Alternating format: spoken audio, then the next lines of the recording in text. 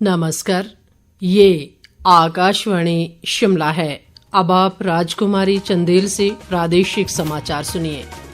आज के मुख्य समाचार। केंद्रीय वित्त मंत्री निर्मला सीतारमण ने संसद में 2024-25 का बजट किया पेश। बजट में युवाओं के रोजगार और कौशल विकास पर बल। प्रधानमंत्री नरेंद्र मोदी ने केंद्रीय बजट को देश के चहुमुखी विकास व विकसित भारत के मार्ग को प्रशस्त करने वाला दिया करार। भाजपा ने केंद्रीय बजट को सराहा, कांग्रेस ने बताया निराशाजनक। और मुख्यमंत्री सुखविंदर सिंह सुक्खू ने विद्यार्थियों की कम संख्या वाले स्कूलों के विलय की संभावनाएं तलाशने के अधिकारियों को दिए निर्देश। अब समाचार विस्तार से। केंद्रीय वित्त मंत्री निर्मला सीतारमण ने आज संसद में एनडीए सरकार के तीसरे कार्यकाल का पहला बजट पेश किया। बजट में 2 लाख करोड़ रुपए के परिव्यय से 5 वर्ष की अवधि में 4 करोड़ से अधिक युवाओं के लिए रोजगार और कौशल अवसर बढ़ाने की 5 योजनाओं और पहल के प्रधानमंत्री पैकेज की घोषणा की गई। केंद्रीय वित्त मंत्री ने करदाताओं के लिए राहत के तहत नई कर व्यवस्था में वेतनभोगी कर्मचारियों के लिए स्टैंडर्ड डिडक्शन 50,000 रुपए से बढ़ाकर 75,000 रुपए करने की घोषणा की। बजट में विकास आवश्यकताओं के लिए विदेशी पूंजी आकर्षित करने के लिए विदेशी कंपनियों पर कॉरपोरेट कर दर 40% से घटाकर 35% की गई। वित्त मंत्री ने ग्रामीण बुनियादी ढांचा सहित समग्र ग्रामीण विकास के लिए 2,66,000 करोड़ रुपए के प्रावधान की घोषणा की। निर्मला सीतारमण ने बजट पेश करते हुए कहा कि अगले 2 वर्ष में प्रमाणन और ब्रांडिंग समर्थित प्राकृतिक खेती में 1 करोड़ किसानों को शामिल किया जाएगा। उन्होंने कहा कि सरकार जनजातीय समुदायों की सामाजिक आर्थिक स्थिति में सुधार के लिए प्रधानमंत्री जनजातीय उन्नत ग्राम अभियान चलाएगी। बजट में महिला नीति विकास को बढ़ावा देने के उद्देश्य से महिलाओं और बालिकाओं के लिए लाभकारी योजनाओं पर 3 लाख करोड़ रुपए से अधिक का आवंटन किया गया है। प्रधानमंत्री आवास योजना शहरी के दूसरे चरण में सरकार 1 करोड़ शहरी निर्धन और मध्यवर्गीय परिवारों की आवास जरूरतें पूरी करने के लिए 10 लाख करोड़ रुपए का निवेश करेगी। वित्त मंत्री ने नई कर प्रणाली में 3 से 7 लाख रुपए तक 5% कर का प्रावधान किया है। 3 लाख रुपए तक की आमदनी पर करदाताओं को कोई टैक्स नहीं देना होगा। 7 से 10 लाख रुपए तक की आमदनी वालों के लिए 10% टैक्स का प्रावधान किया गया है। प्रधानमंत्री नरेंद्र मोदी ने कहा है कि केंद्रीय बजट 2024-2025 विकसित भारत के लिए है, जो चहुमुखी विकास सुनिश्चित करता है, समाज के हर वर्ग को लाभ पहुंचाता है और विकसित भारत का मार्ग प्रशस्त करता है। उन्होंने कहा कि सरकार ने रोजगार से जुड़ी प्रोत्साहन योजना की घोषणा की है, जिससे देश में करोड़ों नई नौकरियां पैदा होंगी। केंद्रीय बजट पर एक वीडियो संदेश में नरेंद्र मोदी ने कहा कि बजट नए अवसर, नई ऊर्जा, नए रोजगार और स्वरोजगार के अवसर लेकर आया है। ये देश के लिए बेहतर विकास और उज्जवल भविष्य को लेकर आया है।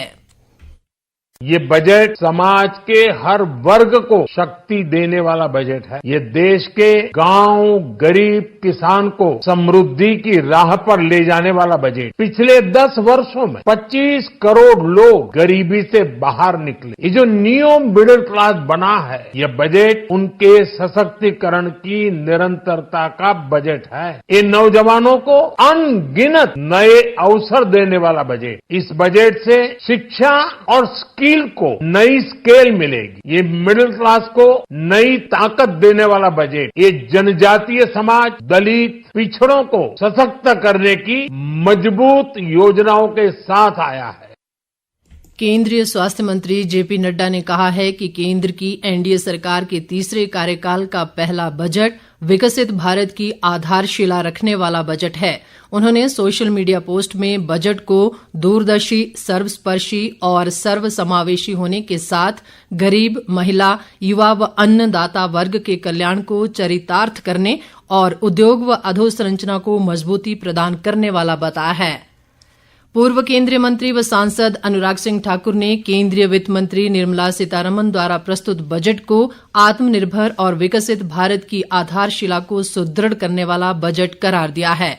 उन्होंने कहा कि ये बजट गरीबों, महिलाओं, युवाओं, किसानों, मध्यम वर्ग और अन्य जरूरतमंद समूहों के सशक्तिकरण की दिशा में अत्यंत प्रभावी होगा। अनुराग ठाकुर ने कहा कि बजट में केंद्र से मिली सहायता प्राकृतिक आपदा से प्रभावित हिमाचल प्रदेश में पुनर्निर्माण व राहत कार्यों के लिए उपयोगी सिद्ध होगी। अनुराग ठाकुर ने पिछले वर्ष प्राकृतिक आपदा से प्रभावित हिमाचल में क्षतिपूर्ति के लिए विशेष सहायता राशि प्रदान करने के लिए प्रधानमंत्री नरेंद्र मोदी व वित्त मंत्री निर्मला सीतारमण का आभार जताया है। इस बीच सांसद सिकंदर कुमार ने कहा है कि बजट से रोजगार के नए अवसर पैदा होंगे और लोगों की आमदनी भी बढ़ेगी। उन्होंने कहा कि ये बजट भारतीय अर्थव्यवस्था को और तेजी से आगे ले जाएगा। पूर्व मुख्यमंत्री व नेता प्रतिपक्ष जयराम ठाकुर ने कहा है कि प्रधानमंत्री नरेंद्र मोदी के नेतृत्व वाली केंद्र सरकार के तीसरे कार्यकाल का पहला बजट विकसित भारत के लक्ष्यों को साकार करने की दिशा में मील पत्थर साबित होगा। शिमला से जारी एक बयान में उन्होंने कहा कि बजट में सभी वर्गों के सशक्तिकरण के लिए सरकार ने प्रभावी कदम उठाए हैं। जयराम ठाकुर ने कहा कि बजट में गरीबों, युवाओं, महिलाओं, किसानों और करदाताओं के हितों को ध्यान में रखते हुए राहत दी गई है। नेता प्रतिपक्ष ने कहा कि हिमाचल में आपदा से हुए नुकसान के पुनर्निर्माण के लिए केंद्र सरकार द्वारा दिया गया सहयोग प्रदेश के लोगों के लिए मददगार साबित होगा। इस बीच प्रदेश भाजपा अध्यक्ष राजीव बिंदल ने कहा है कि केंद्रीय बजट गरीब कल्याण, महिला, युवा उत्थान और किसान कल्याण का बजट है। बिंदल ने कहा कि पिछले वर्ष प्रदेश में आई आपदा को लेकर भी बजट में विशेष प्रावधान किया गया है। वहीं भाजपा के मुख्य प्रवक्ता राकेश जम्वाल ने कहा है कि आम बजट 2024 विकास से प्रेरित है और ये देशवासियों की आशाओं व अमृतकाल के सभी संकल्पों को सिद्ध करने वाला बजट है। मुख्यमंत्री सुखविंदर सिंह सुक्खू ने केंद्रीय मंत्री निर्मला सीतारमण द्वारा आज प्रस्तुत बजट को निराशाजनक बताते हुए कहा है कि केंद्रीय बजट में हिमाचल के हितों की अनदेखी हुई है। बजट पर अपनी प्रतिक्रिया देते हुए मुख्यमंत्री ने कहा कि बजट में हिमाचल में हुई आपदा में पुनर्वास के लिए सहायता की बात की गई है, लेकिन इसमें भी भेदभाव किया गया है। मुख्यमंत्री ने कहा कि आपदा राहत और पुनर्वास के लिए केंद्रीय बजट में हिमाचल, सिक्किम और उत्तराखंड का जिक्र किया गया है और हिमाचल को बजट में अलग से कुछ भी नहीं मिला है। बजट में उल्लेख हुआ है, तो ये जो उल्लेख हुआ तो हमारी समझ के अनुसार ये जो हमारे बजट में जो चीजें आती है पीएमजीएस उसका किया है, लेकिन और स्टेट को असिस्टेंट की बात की है। तो असिस्टेंट का मतलब है कि उनको सहायता मिलेगी। हमको जो मिलेगी जो बजटरी सहायता वो तो मिलनी है, वो तो कोई भी गवर्नमेंट आएगी उसको देंगे। अभी तक बजट में हमको कुछ नहीं मिला है और ये बड़े खेद की बात है कि हिमाचल की इस बजट में अनदेखी हुई है। इस बीच प्रदेश कांग्रेस अध्यक्ष प्रतिभा सिंह ने भी केंद्रीय बजट को दिशाहीन बताते हुए कहा है कि बजट अपेक्षा के अनुरूप नहीं है। प्रतिभा सिंह ने कहा कि बजट में हिमाचल जैसे पहाड़ी राज्यों के विकास के लिए कुछ भी नहीं है और प्रदेश के बागवानों की पूरी तरह उपेक्षा की गई है। उन्होंने कहा कि ये बजट पूंजीवाद को बढ़ावा देगा और इससे अमीर व गरीब के बीच की खाई बढ़ेगी। वहीं राजस्व व जनजातीय विकास मंत्री जगत सिंह नेगी ने भी केंद्रीय बजट को निराशाजनक बताया है। उन्होंने कहा कि बजट में हिमाचल के सेब बागवानों के हितों की अनदेखी की गई है। मुख्यमंत्री सुखविंदर सिंह सुक्खू ने कहा है कि शैक्षणिक संस्थानों में गुणवत्तापूर्ण शिक्षा देने पर विशेष ध्यान देने की जरूरत है। शिमला में आज शिक्षा विभाग के अधिकारियों के साथ एक बैठक की अध्यक्षता करते हुए मुख्यमंत्री ने सरकारी स्कूलों में विद्यार्थियों की संख्या कम होने पर गंभीर चिंता व्यक्त की। उन्होंने कहा कि वर्ष 2022-23 में सरकारी शिक्षण संस्थानों में जहां विद्यार्थियों की संख्या 1,30,466 थी, वहीं वर्ष 2023-24 में ये संख्या घटकर 49,295 हो गई है। वर्तमान में प्रदेश में 89 प्राथमिक विद्यालयों और 10 माध्यमिक विद्यालयों में विद्यार्थियों की संख्या 0 है। मुख्यमंत्री ने शिक्षा विभाग को विद्यार्थियों की कम संख्या वाले विद्यालयों को विलय करने की संभावनाएं तलाशने के निर्देश दिए। उन्होंने कहा कि विद्यालयों को विलय करने के कदम से पर्याप्त स्टाफ भी उपलब्ध होगा और गुणवत्तापूर्ण शिक्षा भी दी जा सकेगी। बैठक में शिक्षा मंत्री रोहित ठाकुर और मुख्य संसदीय सचिव आशीष बुटेल ने भी अपने विचार व्यक्त किए। सर्वोच्च न्यायालय ने नीट यूजी 2024 की परीक्षा रद्द करने और इसे दोबारा आयोजित करने का आदेश देने से इनकार किया है।